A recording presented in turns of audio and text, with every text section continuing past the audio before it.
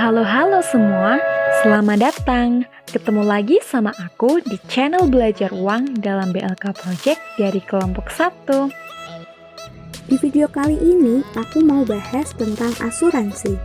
Kondisi kesehatan seseorang hari ini belum tentu dapat terjamin akan sama untuk 2-3 tahun berikutnya.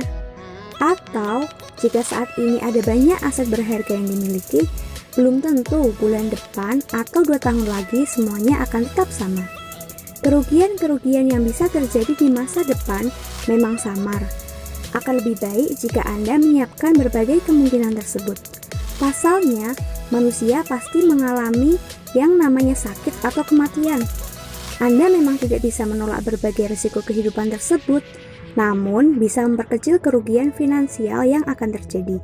Salah satunya dengan cara memberi asuransi. Tapi, apa itu asuransi sendiri? Nah, sekarang aku mau kasih penjelasan nih tentang asuransi. Pengertian asuransi. Asuransi adalah bentuk perjanjian antara kedua belah pihak, yaitu tertanggung dan penanggung, di mana tertanggung membayar sebuah iuran kepada penanggung demi mendapatkan bentuk ganti rugi atas risiko finansial yang dapat terjadi secara tak terduga. Objek asuransi sendiri meliputi jiwa dan raga, kesehatan manusia, tanggung jawab hukum, benda dan jasa, serta semua kepentingan lainnya yang dapat hilang, rusak, rugi, atau berkurang nilainya. Selanjutnya adalah fungsi asuransi. Fungsi asuransi yang utama adalah untuk membantu mengatasi resiko tak terduga dalam hidup. Perlu diingat bahwa fungsi asuransi bukanlah untuk mendapatkan uang lebih banyak, seperti investasi, tapi berfokus pada perlindungan atas resiko yang kita tidak bisa prediksi. Dengan kata lain, asuransi merupakan cara kita untuk atau mempersiapkan hal yang tidak bisa kita persiapkan, mulai dari resiko kecelakaan, resiko jatuh sakit, hingga resiko kehilangan pencarian nafkah utama di keluarga. Tujuan asuransi. Yang pertama, sebagai pemberi jaminan kepada nasabah. Yang kedua, meningkatkan efisien terhadap suatu hal.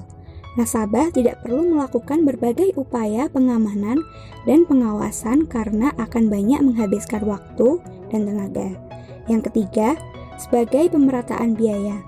Maksudnya adalah nasabah hanya akan mengeluarkan biaya tertentu dan tidak perlu membayar kerugian yang diderita karena perusahaan asuransi yang akan menanggungnya. Yang keempat, sebagai tabungan nasabah. Dikarenakan jumlah yang akan diterima sudah pasti akan jauh lebih besar daripada jumlah premi yang dibayarkan. Manfaat dari asuransi sendiri. Yang pertama, rasa aman dan perlindungan. Yang kedua, pendistribusian biaya dan manfaat yang lebih adil.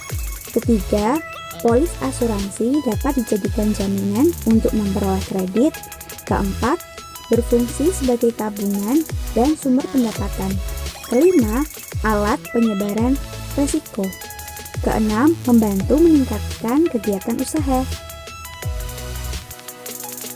Prinsip asuransi.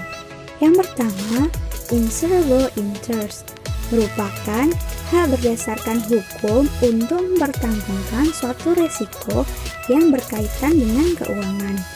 Ada beberapa kriteria insurable interest, yaitu kerugian tak bisa diperkirakan, kewajiban yang merupakan benda atau harta yang memiliki material baik, catastrophic atau hal kerugian yang sangat banyak, dan homogen, yaitu barang atau harga yang sejenis. Yang kedua, itikat baik. Pihak penanggung perlu menjelaskan secara lengkap hak dan kewajibannya selama masa asuransi. Pihak tertanggung juga perlu mengungkapkan secara rinci kondisi yang akan diasuransikan. Yang ketiga, indemnity merupakan mekanisme penanggung untuk mengompensasi risiko yang menimpa tertanggung dengan ganti rugi finansial sesuai dengan kerugian yang sebenarnya. Yang keempat, subrogasi merupakan hak penanggung yang telah memberikan ganti rugi kepada tertanggung untuk menuntut pihak lain yang mengakibatkan kepentingan asuransinya mengalami suatu peristiwa kerugian. Yang kelima, proximate cause, yaitu sebab aktif efisien yang mengakibatkan terjadinya suatu peristiwa secara berantai atau beruntun tanpa intervensi suatu ketentuan lain. Yang keenam, kontribusi, yaitu penanggung mengajak penanggung lainnya untuk ikut membayar ganti rugi. Penggolongan asuransi.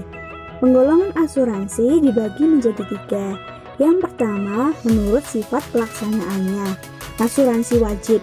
Asuransi wajib merupakan asuransi yang sifatnya wajib dilakukan pihak-pihak terikat yang pelaksanaannya dilakukan berdasarkan perundang-undangan yang ditetapkan oleh pemerintah.